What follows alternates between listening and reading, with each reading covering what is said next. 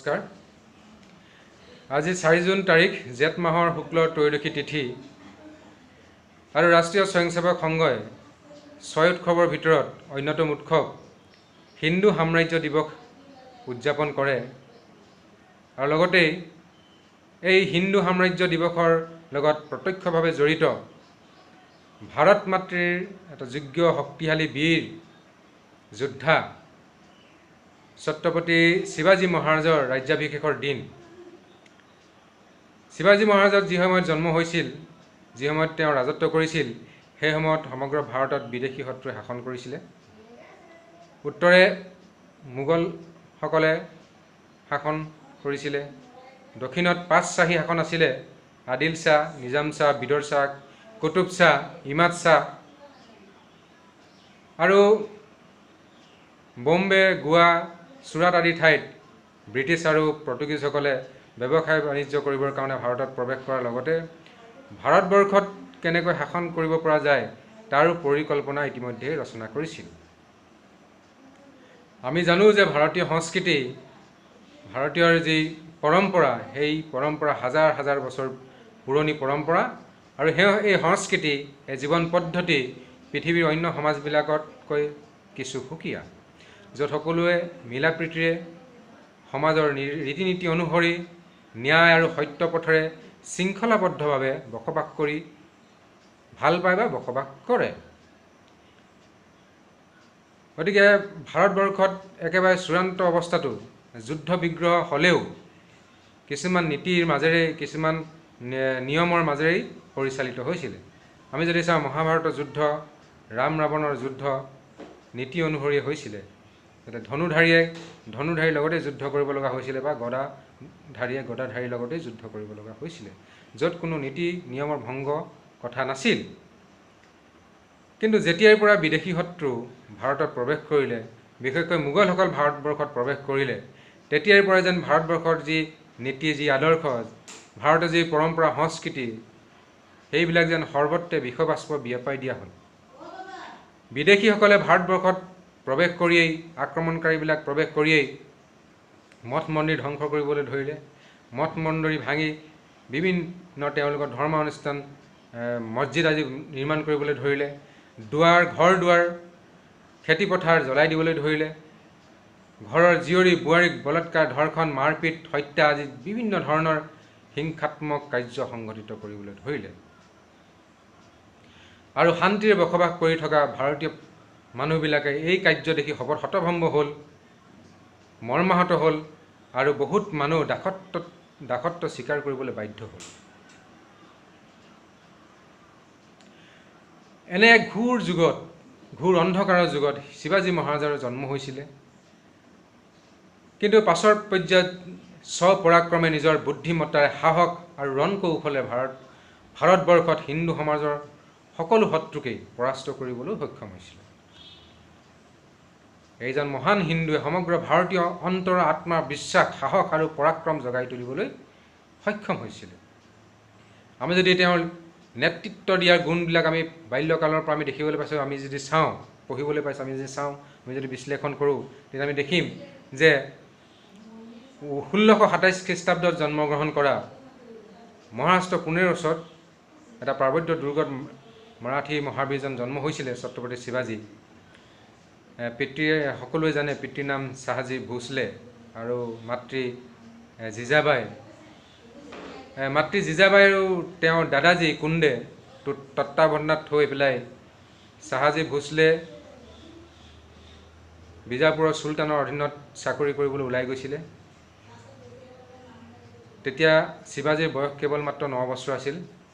কিন্তু তেওঁৰ মাতৃ জীজাবাই বহুত ধাৰ্মিক আছিলে আৰু সৰুৰে পৰাই মাতৃ জীজাবায়ে ৰামায়ণ, মহাভাৰত, গীতা আদি সকলো মহাকাব্য, পুৰণি কথাবিলাক শুনোৱাইছিল। অন্যহাতে দাদাজী কুন্দে অস্ত্ৰ শিক্ষা দিছিল শিৱাজী মহাৰাজক। সেইবাবে সৰুকালৰ পৰাই স্বতঃস্ফূৰ্তভাৱে নেতৃত্ব দিয়া বা নেতা যিটো বা এটা বীৰৰ যিটো স্বভাৱ বা চৰিত্ৰ গঠন হ'বলৈ ধৰিছিলে, বিকাশ ঘটিছিল। শিৱাজীৰ লিডাৰশ্বিপ কোৱালিটিৰ কথা আমি গম পাওঁ যেতিয়া মাৱল নামৰ এখন সৰু ঠাই আছিলে, সেই ঠাইতে এটা পাৰ্বতীয়া ঠাই, এটা জংঘলে ভৰপূৰ এটা অঞ্চলৰ ঠাই, এই সৰু সৰু গাঁওবিলাকত কিছুমান পিছপৰা দৰিদ্ৰ লোকে বসবাস কৰি আহিছিল। আৰু শিৱাজী মহাৰাজে তেতিয়া বয়স আছিল খুব কম, 15 বছৰমান আছিল। তেতিয়া দেখিছিল যে সেই গাঁৱৰ যুৱকসকল শৰীৰত শক্তি বহুত আছে আৰু অপৰিসীম সাহস আছে। শিৱাজী তেতিয়া জংঘলত ঘূৰা ফুৰা কৰি তেওঁলোকক পৰ্যবেক্ষণ কৰিবলৈ ধৰিলে। শিৱাজী লক্ষ্য কৰিলে তেওঁলোকৰ শক্তি আছে, সাহস আছে, কিন্তু তেওঁলোকক নেতৃত্ব দিয়া বা গাইড দিয়া মানুহ নাছিল বা ব্যক্তি নাছিল। এদিন শিৱাজীয়ে গাঁৱৰ সকলো যুৱককে একগোট কৰি আলোচনা কৰিলে আৰু তেওঁ ক'লে যে মোগলৰ অত্যাচাৰ শাসনৰ পৰা মুক্ত হ'ব লাগিব। তেওঁ ডেকাসকলক বুজনি দিলে যে মাৰাঠা লোকসকল দিনে দিনে মোগলৰ গোলামত পৰিণত হৈছে আৰু ক'লে যে গোলাম কেৱল এক মানসিকতা, মানে আমি ভাবি লোৱা এটা কথা বা চিন্তা। গতিকে গোলামীৰ যি স্বীকাৰ যদি আমি নকৰোঁ, তাৰ বিপক্ষে যদি থিয় দিওঁ আৰু সকলো ডেকা সেই কথাটোত চিন্তিত হ'ল আৰু একগোট হোৱাৰ কথা সন্মত প্ৰকাশ কৰিলে। আৰু শিৱাজীয়ে লগে লগে নিজৰ খাপৰ পৰা অস্ত্ৰ উলিয়াই নিজৰ ৰক্তেৰে সেই তাতেই থকা শিৱলিংগত ৰক্তাভিষেক কৰিলে আৰু তেওঁ ঘোষণা কৰিলে স্বৰাজ লাভৰ বাবে তেওঁ প্ৰস্তুতি আৰম্ভ কৰিব। মুছলমান ৰজাসকল গোলামীৰ পৰা পৰিত্ৰাণ পাবলৈ শিৱাজীয়ে নিজাকৈ যি এক যুৱকৰ গোট প্ৰস্তুত কৰিলে, প্ৰশিক্ষণ দিবলৈ আৰম্ভ কৰিলে। যদিও শিৱাজী মহাৰাজে কৈ পেলাইছিল যে মই স্বৰাজ যাত্ৰা নিকালনা চাহতা হওঁ, কিন্তু তেওঁৰ লগত কোনো যুদ্ধত অৱতীৰ্ণ হ'ব পৰাকৈ উপকৰণ নাছিলে, আৰ্থিক দিশটো তেনেকুৱা সবল নাছিলে, কোনো উৎস নাই, কাৰো ছাপোৰ্ট নাই বা কোনো ৰজাৰ লগত এলায়েন্স নাছিলে বা সেই কথা প্ৰশ্নই নুঠে এলায়েন্সৰ কথা। এটা দুৰ্বল অৱস্থা। কিন্তু ছত্ৰপতি শিৱাজী অতি বুদ্ধিমত্তা আছিলে, সাহসী আছিলে, শক্তিশালী ইতিহাস পুৰুষ আছিল, যাক আমি চাণক্যৰ বুদ্ধি আৰু ৰাণা প্ৰতাপ সিংহৰ সাহসৰ লগত আমি তুলনা কৰিব পাৰোঁ। অৰ্থাৎ চাণক্য আৰু ৰাণা প্ৰতাপ সিংহৰ দুয়োজনৰ গুণৰ সমাহাৰেই হ'ল ছত্ৰপতি শিৱাজী মহাৰাজ। শিৱাজী মহাৰাজৰ যুদ্ধ কৌশল সুকীয়া আছিলে। তেওঁ যুদ্ধ সদায় বুদ্ধি আৰু কূটনৈতিক চিন্তাৰে অৱতীৰ্ণ হৈছিলে। পুনেৰ যি অঞ্চলৰ পৰা শিৱাজী ৰাজ্য আৰম্ভ কৰিছিলে সেই অঞ্চলত জংঘলে ভৰপূৰ আছিলে, মই ইতিমধ্যে কৈছোঁৱেই। আৰু তেওঁ গৰিলা যুদ্ধৰ দ্বাৰা শত্ৰুপক্ষক আক্ৰমণ কৰিছিলে। অৰ্থাৎ শিৱাজী গৰিলা যুদ্ধৰ জন্মদাতা আছিল। বৰ্তমান 32খন দেশত সামৰিক শিক্ষাত এই গৰিলা যুদ্ধৰ বিষয়ে পঢ়োৱা হয়। শিৱাজীয়ে শত্ৰুৰ লগত হঠাৎ আক্ৰমণ কৰিছিল, যেনেকৈ চিবিআই হঠাৎ চাপা মাৰে ক'ৰবাত। যেনেকৈ বহুতে তেওঁক এইটো কৈছিলে যে পাহাৰৰ যেনে চুহা নিগনিবিলাক এটা গাঁতত সোমাই পটককৈ অন্য এটা গাঁতত ওলাই যায়গৈ। কোনফালে কেনি গাঁত আছে, কোনফালে কেনি ওলাব কোনো ধৰিব নোৱাৰে। কোনোবা এফালে ওলাই পেলাই আকৌ নিগনিয়ে নিজৰ চিকাৰ কৰে বা চিকাৰৰ ওপৰত জঁপিয়াই পৰে। ঠিক তেনেকৈ শিৱাজীয়েও তেওঁলোকৰ সৈন্যবিলাক, শিৱাজী মহাৰাজৰ যি সৈন্য আছিলে, সৰু সৰু গোটত বিভক্ত কৰিছিলে আৰু জংঘলৰ পৰা হঠাৎ কোনোবা এটা গোটে ওলাই আহি আক্ৰমণ কৰিছিলে আৰু হঠাৎ অন্তৰ্ধান হৈ গৈছিলে। মানে শিৱাজীৰ সৈন্যই যেনি তেনি ওলাই শত্ৰুক আক্ৰমণ কৰে। এইদৰে লাহে লাহে শিৱাজী মহাৰাজৰ উত্তৰৰ পৰা দক্ষিণলৈ এক বিশাল সাম্ৰাজ্য প্ৰতিষ্ঠা কৰিবলৈ সক্ষম হৈছিলে বা হিন্দু সাম্ৰাজ্য প্ৰতিষ্ঠা কৰিবলৈ সক্ষম হৈছিলে। যুদ্ধৰ লগতে শিৱাজী মহাৰাজৰ শত্ৰুৰ লগত কূটনৈতিক সম্বন্ধ স্থাপন কৰিছিল বা কৰিব জানিছিল। আদিল শ্বাহে শিৱাজী পিতৃক কাৰাগাৰত বন্দী কৰি থৈছিলে, আমি পঢ়িবলৈ পাওঁ। তেতিয়া শিৱাজী মহাৰাজে আদিল শ্বাহ আৰু শ্বাহজাহানৰ মাজত যুদ্ধ কৰোৱাইছিল, কূটনৈতিক বুদ্ধিৰে যুদ্ধ কৰোৱাইছিল। আৰু যেতিয়া যুদ্ধ আৰম্ভ হ'ল, লগে লগে শিৱাজীয়ে শ্বাহজাহানৰ লগত মিত্ৰতা কৰিছিল আৰু শ্বাহজাহানৰ দ্বাৰা আদিল শ্বাহ হেঁচা প্ৰয়োগ কৰি শিৱাজীৰ পিতৃক মুকলি কৰি আনিবলৈ সক্ষম হৈছিল বা আনিছিল। লগতে অৱশ্যে শিৱাজী মহাৰাজে এইটো কৈছিলে যে দক্ষিণত যি যুদ্ধ হ'ব লগা আছে শ্বাহজাহানৰ বা মোগলৰ, সেই যুদ্ধত শিৱাজী মহাৰাজে শ্বাহজাহানক সহায় কৰিব। আৰু সেই কথাত মান্তি হৈ তেওঁ এই শিৱাজীৰ পিতৃক মুক্ত কৰিবৰ কাৰণে হেঁচা প্ৰয়োগ কৰিছিলে। শিৱাজী মহাৰাজে বিশ্বাস কৰিছিলে যে যুদ্ধ নকৰিও যুদ্ধত জয়লাভ কৰিব পাৰি। যুদ্ধ নকৰিলেও যুদ্ধত জয় কৰাৰ উপায় আছে। বহুত যুদ্ধ শিৱাজী মহাৰাজে যুদ্ধ নকৰাকৈ জয়লাভ কৰিছিলে। অৰ্থাৎ যুদ্ধৰ আগতেই এনে পৰিৱেশ সৃষ্টি কৰিছিল যাতে শত্ৰুৱে বশ্যতা স্বীকাৰ কৰে। এনে পৰিস্থিতিত শিৱাজী আক্ৰমণ কৰিব লগা ৰাজ্যৰ দাঁতি কাষৰীয়া ৰজাৰ লগত এলায়েন্স কৰি লৈছিল। এলায়েন্স কৰি যোৱাৰ লগে লগে গোটেই চাৰিওফালে যিজন ৰজাক আক্ৰমণ কৰিব লগা আছে এই চাৰিওফালে ৰজাবিলাকৰ মিত্ৰতা হোৱাৰ লগে লগে সেই ৰাজ্যই বশ্যতা স্বীকাৰ কৰিবলৈ বাধ্য হৈছিল। আৰু এটা বিশেষ দিশ আমি গম পাওঁ, সেইটো হৈছে যে শিৱাজী মহাৰাজে কেৱল স্থল সেনাই নাছিলে, নৌ সেনাও তেওঁ প্ৰস্তুত কৰি ৰাখিছিলে, সাগৰীয় উপকূলত পহৰা দি ৰাখিছিলে। সেইকাৰণে বহুতে তেওঁক ফাদাৰ অফ ইণ্ডিয়ান নেভি বুলিও অভিহিত কৰিব বিচাৰে। ছত্ৰপতি শিৱাজী এজন দূৰদৰ্শী যোদ্ধা আছিলে। তেওঁ যিকোনো কাৰ্যৰ বাবে পূৰ্ণ প্ৰস্তুতি আৰু ভৱিষ্যত পৰিকল্পনা কৰি আগবাঢ়িছিল।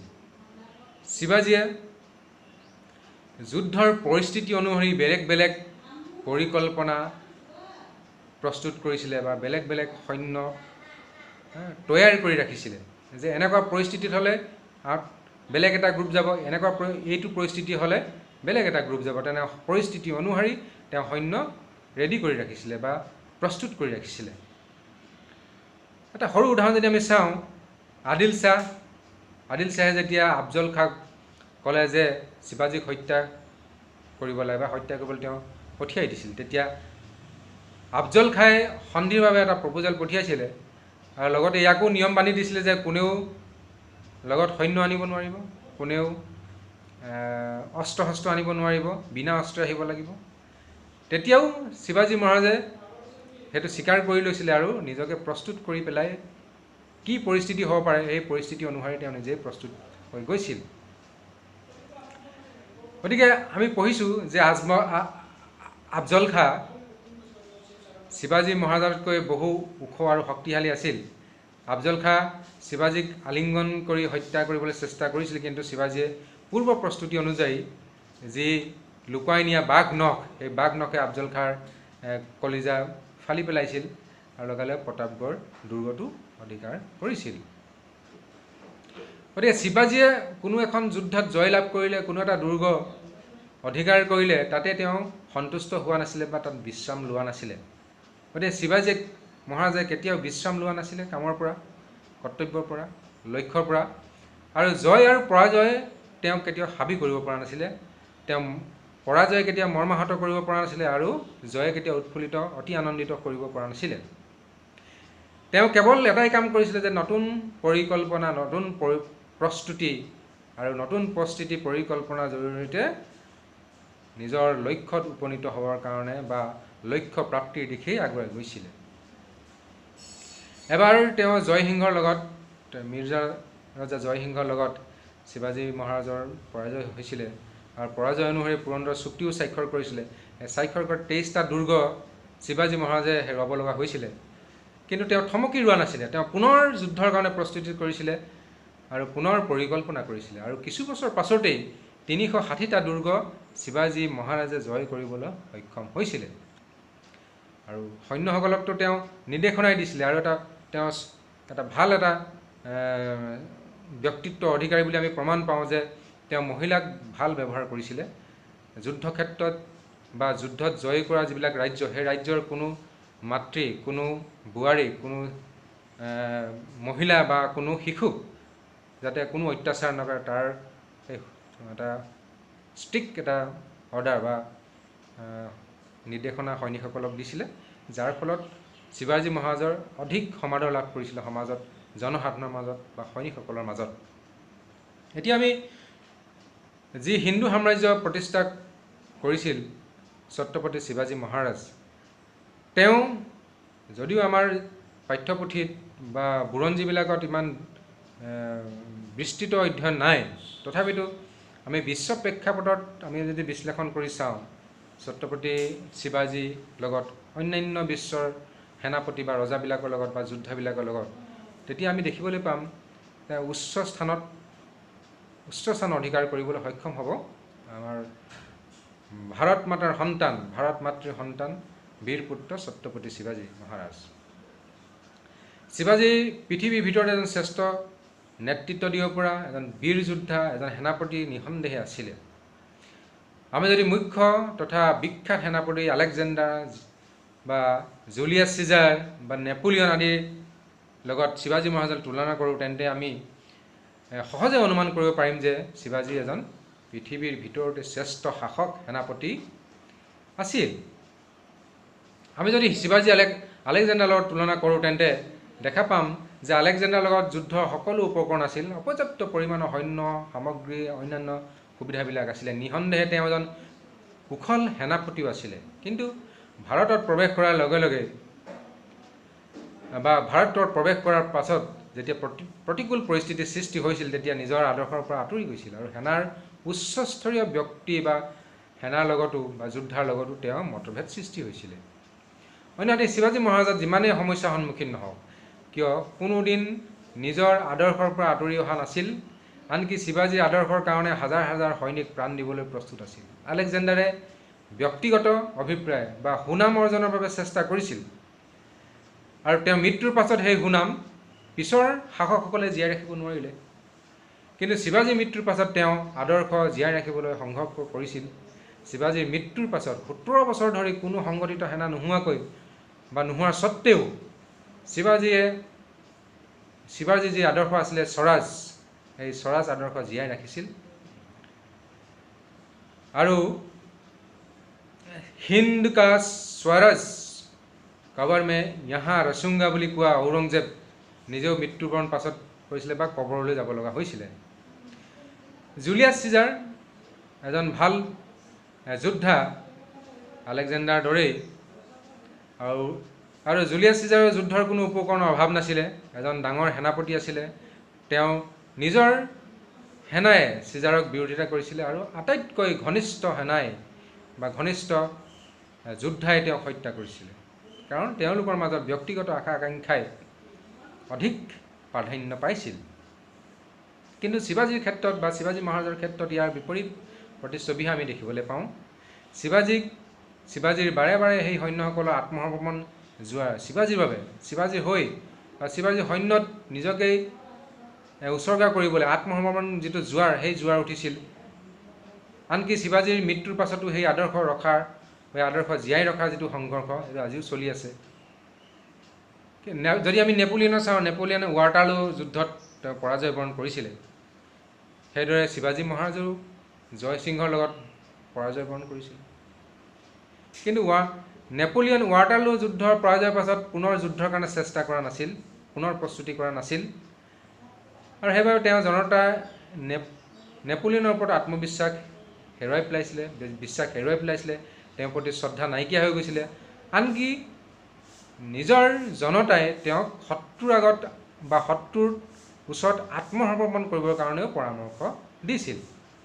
কিন্তু শিৱাজী মহাৰাজা আগ্ৰা যেতিয়া প্ৰৰোচনামূলকভাৱে বন্দী কৰি কাৰাগাৰত থৈছিলে, তেতিয়া জনতাই বা সেনাই বা হিন্দু জনগণে কেনেকৈ আগ্ৰাৰ সেই কাৰাগাৰৰ পৰা শিৱাজী মহাৰাজক উদ্ধাৰ কৰিব পাৰে তাৰহে চেষ্টা কৰিছিলে।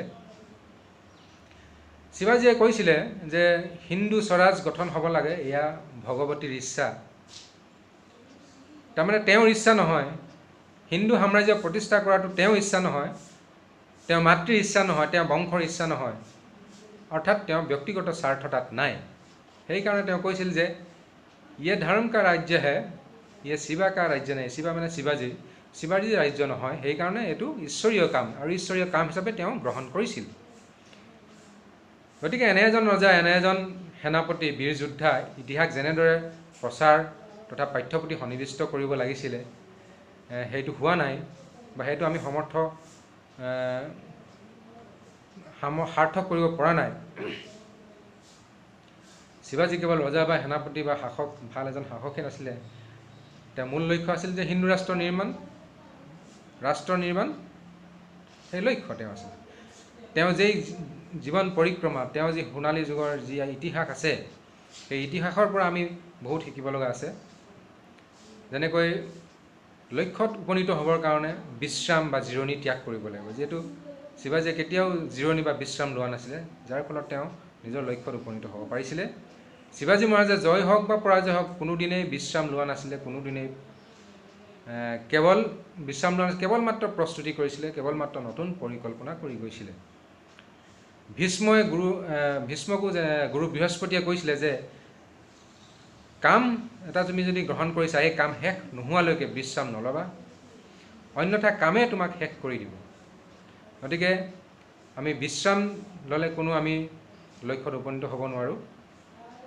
আৰু দ্বিতীয়তে শিৱাজী মহাৰাজ এজন ভাল ৰজা আছিলে, এজন আমি জানো চব ভাল সেনাপতি আছিলে, যোদ্ধা আছিলে, ভাল ব্যক্তি আছিলে, ভাল নেতা আছিলে, ভাল এজন কূটনৈতিকবিদ আছিলে, ভাল চৰিত্ৰবান ব্যক্তি আছিলে। সেই গুণসমূহ বিকাশ ঘটিছিলে ক'ৰ পৰা আমি নিশ্চয় অনুমান কৰিব পাৰিছোঁ। এইবিলাকৰ মূল উৎসই আছিলে যে ভাৰতীয় পৰম্পৰাগত যিবিলাক টেক্সট আছে বা ভাৰতীয় পৰম্পৰাগত যিবিলাক কাব্য মহাকাব্য আছে, পৌৰাণিক গ্ৰন্থ আছে, ৰামায়ণ মহাভাৰত গীতা, এইবিলাক অধ্যয়ন কৰিছিলে।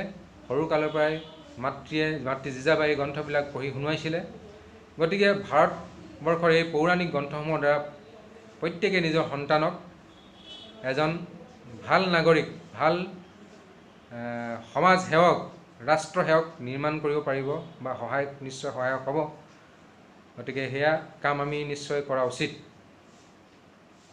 শিৱাজী মহাৰাজৰ এনে গৌৰৱময় ইতিহাস থকা স্বত্তেও ভাৰতে সকলো প্ৰান্তৰ বহল প্ৰচলিত হোৱা নাই বা পাঠ্যপুথি ভালদৰে সন্নিৱিষ্ট কৰা হোৱা নাই। ভাৰত বুৰঞ্জী হিন্দুৰ ইতিহাস যদি লিখিছে, সেই ইতিহাস বিকৃত আৰু লিখিছে যদিও 50 পেজমান ভিতৰতে সামৰিছে, য'ৰ ইতিহাস 5000 বছৰ আগৰ ইতিহাস আছে, 50 পেজতে ৰাখিছে বুৰঞ্জীবিদসকলে। আৰু যদি মোগলৰ চাওঁ বা ইংৰাজসকলৰ চাওঁ, ইংৰাজসকলৰ 150 পেজমানতেই তেওঁলোকৰ ইতিহাস লিখিছে, বা মুছলমান বা মোগলসকলৰ ইতিহাস 200 পেজমান লিখিছে। গতিকে 100-200 বছৰ ৰাজত্ব কৰা, তেনেকুৱা ধৰণৰ 400-500 বছৰ ৰাজত্ব কৰা যিটো ডাইনাষ্টি, সেইবিলাকৰ 200 পেজ 150 পেজ ইতিহাস আমাৰ ভাৰতীয় বুৰঞ্জীবিদসকলে লিখিছে। আৰু য'ত 5000 বছৰ ইতিহাস আছে, তাত কেৱল মাত্ৰ 50 পেজ 25 পেজ লিখিয়েই সামৰিছে। গতিকে তাতে আমি ধৰিব পাৰোঁ যে আমাৰ কিমান কৰণীয় আছে। শিৱাজী কেৱল যুদ্ধ জয় কৰি, দুৰ্গ দখল কৰি শত্ৰুক দমন কৰাই মূল উদ্দেশ্য নাছিলে আমি জানো, বৰঞ্চ সমগ্ৰ হিন্দু সমাজত যিটো স্বাধীন চেতনা ভাৱ জাগ্ৰত কৰিছিল, হিন্দুসকলৰ গোলামীৰ পৰা মুক্ত কৰি হিন্দু সাম্ৰাজ্য পুনৰ স্থাপন কৰিবলৈ চেষ্টা কৰিছিল। এনে এজন বীৰ ৰাষ্ট্ৰীয় চৰিত্ৰ থকা ইতিহাস, বীৰ পুৰুষজনৰ গৌৰৱময় আৰু বিজয়শালী জীৱন কথা, আদৰ্শ বীৰত্ব কথা, দুঃসাহস, ধৈৰ্য আৰু নিভাঁজ দেশপ্ৰেমৰ কথা হৃদয়ংগম কৰি আমি সকলোৱে ভাৰত মাতৃক সেৱা আগবঢ়োৱা উচিত আৰু আমাৰ বৰ্তমান অতি জৰুৰী কৰ্তব্য হৈ পৰিছে। এয়া ভাৰতবৰ্ষৰ ইতিহাসক এক সোণালী অধ্যায় ৰচনা কৰা তথা হিন্দু সাম্ৰাজ্য স্থাপন কৰা ভাৰত মাতাৰ সুযোগ্য সন্তান বীৰ পুৰুষ ছত্ৰপতি শিৱাজী মহাৰাজক আজি হিন্দু সাম্ৰাজ্য দিৱসৰ শুভ মুহূৰ্তত এই বীৰ যোদ্ধাজনৰ প্ৰতি গভীৰ শ্ৰদ্ধাঞ্জলি অৰ্পণ কৰিছোঁ। পৃথিৱীৰ ভিতৰতে এজন সৰ্বশ্ৰেষ্ঠ যোদ্ধা, শৌৰ্য বীৰ্যৰ প্ৰতীক, সৰ্বগুণ সম্পন্ন আদৰ্শ বীৰ পুৰুষ শিৱাজী মহাৰাজৰ ৰাজ্যাভিষেকৰ পুণ্যতিথিৰ হিন্দু সমাজৰ সংগঠিত কৰি ভাৰতবৰ্ষক বৈভৱশালী হিন্দু ৰাষ্ট্ৰ নিৰ্মাণ কৰিবৰ বাবে আমি আত্মবিশ্বাসী আৰু আত্মত্যাগৰ অনুপ্ৰেৰণাৰে আগবাঢ়ি যাব লাগিব। ধন্যবাদ, নমস্কাৰ।